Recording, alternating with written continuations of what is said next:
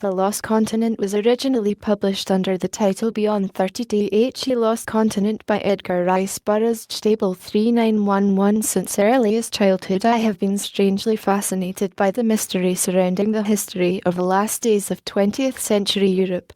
My interest is keenest, perhaps, not so much in relation to known facts as to speculation upon the unknowable of the 2 centuries that have rolled by since human intercourse between the Western and Eastern hemispheres ceased. The mystery of Europe's state following the termination of the Great War, provided, of course, that the war had been terminated.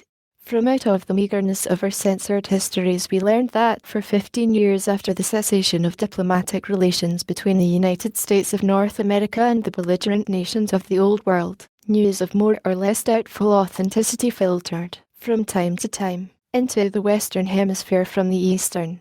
Then came the fruition of that historic propaganda which is best described by its own slogan, "The East for the East, the West for the West," and all further intercourse was stopped by statute.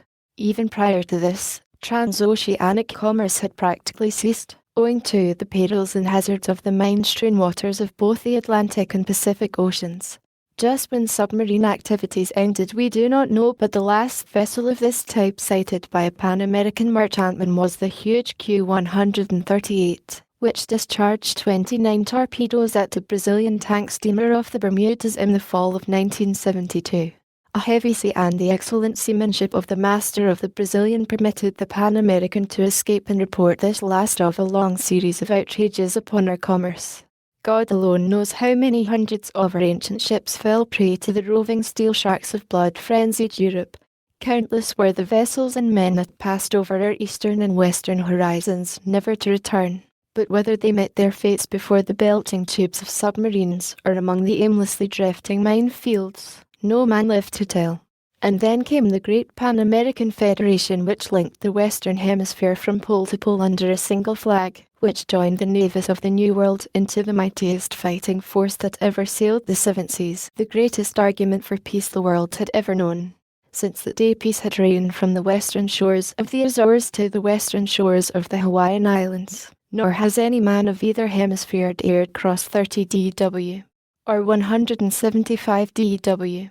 From 30D to 175D is ours. From 30D to 175D is peace, prosperity and happiness. Beyond was the great unknown. Even the geographies of my boyhood showed nothing beyond. We were taught of nothing beyond. Speculation was discouraged.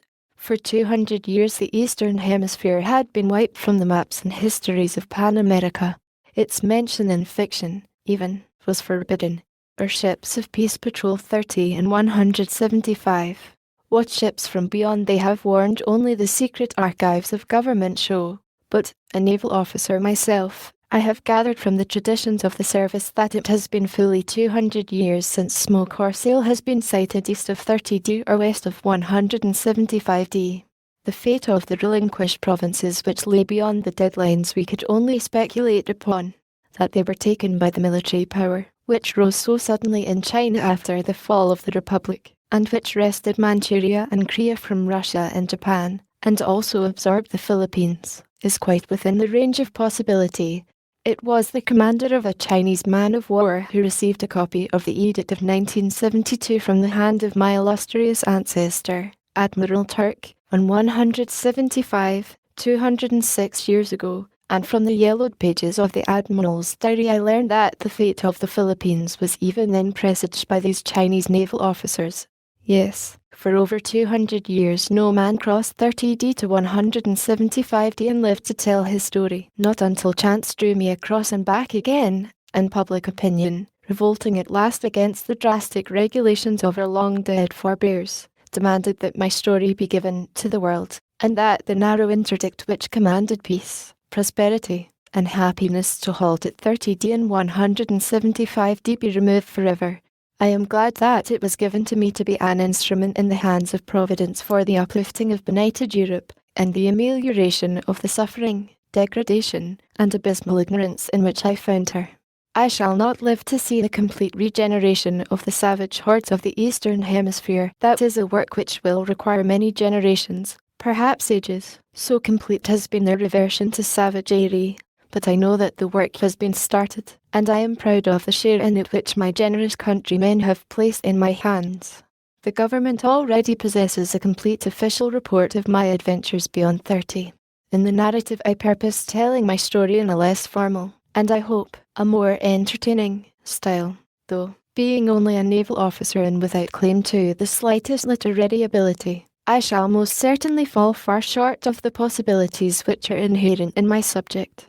That I have passed through the most wondrous adventures that have befallen a civilized man during the past 2 centuries encourages me in the belief that, however ill the telling, the facts themselves will command your interest to the final page. Beyond 30, romance, adventure, strange peoples, fearsome beasts, all the excitement and scurry of the lives of the 20th century ancients that have been denied us in these dull days of peace and prosaic prosperity, all lay beyond 30, the invisible barrier between the stupid, commercial present and the carefree, barbarous past. What boy has not sighed for the good old days of wars, revolutions, and riots? How I used to pore over the chronicles of those old days, those dear old days, when workmen went armed in their labours, when they fell upon one another with gun and bomb and dagger, and the streets ran red with blood. Ah, but those were the times when life was worth the living. When a man who went out by night knew not at which dark corner a footpad might leap upon and slay him. When wild beasts roamed the forests and the jungles, and there were savage men, and countries yet unexplored. Now, in all the Western Hemisphere dwells no man who may not find a schoolhouse within walking distance of his home, or at least within flying distance. The wildest beast that roams our waste places lairs in the frozen north or the frozen south within a government reserve, where the curious may view him and feed him bread crusts from the hand with perfect impunity. But beyond 30, and I have gone there, and come back, and now you may go there, for no longer is it high treason, punishable by disgrace or death, to cross 30D or 175D. My name is Jefferson Turk.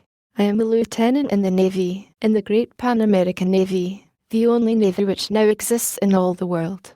I was born in Arizona, in the United States of North America, in the year of our Lord 2116. Therefore, I am 21 years old. In early boyhood I tired of the teeming city.